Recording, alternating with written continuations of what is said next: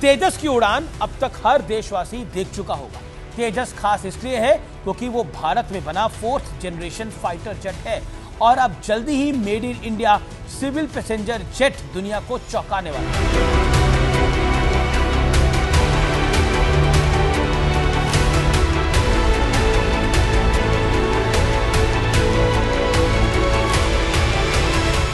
नमस्कार व्यूअर्स, मैं हूं अमीश देवगन। सत्य और तथ्य में आज बात होगी उड़ान की।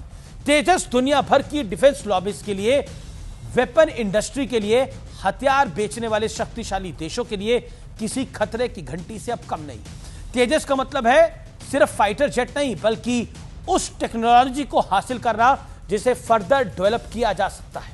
और अगर फर्दर डेवलप किया गया तो भारत के लिए 5th 6th generation fighter jets बनाना मुश्किल नहीं होगा।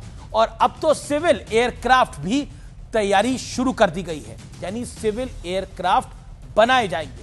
हिंदुस्तान एरोनॉटिकल्स लिमिटेड और रशिया के यूनाइटेड एयरक्राफ्ट कॉरपोरेशन के बीच एक एमओयू हुआ है। इसके तहत सिविल एयरक्राफ्ट सुकोई सुपरजेट 100, जिसे SJ-100 के नाम से भी जाना जाता है, बनाने की डील हुई है। SJ-100 ट्विन इंजन विमान है। इसकी कैपेसिटी 100 पैसेंजर्स की है और फिलहाल ऐसे 200 विमान दुनिया भर के लिए भर की 16 एयरलाइंस में सर्विस दे रहे हैं। भारत के लिहाज से ये सिविल जेट्स उड़ान जैसी स्कीम के लिए परफेक्ट है। उड़ान मोदी सरकार का महत्वाकांक्षी प्रोजेक्ट है, जिसके जरिए छोटे शहरों को कनेक्ट करने का प्लान है। इस फील्ड में भारत और रूस के ज्वाइंट वेंचर की एंट्री गेम चेंजर साबित हो सकती है।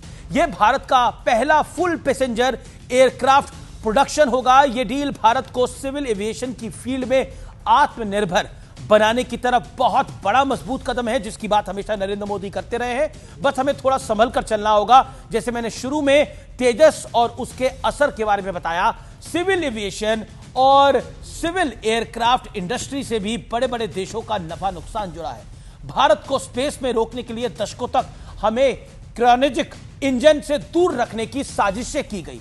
स्वदेशी जेट इंजन कावेरी प्रोजेक्ट के साथ क्या हुआ, यह हम सब जानते हैं, और जो नहीं जानते उनको इसके बारे में जरूर पढ़ना चाहिए। इसलिए मैंने कहा, सिविल एयरक्राफ्ट्स वाली इस डील के बाद हमें और ज्यादा सावधान रहने की आवश्यकता होगी, क्योंकि भारत के लिए यह डील मील का पत्थर साबित होगी।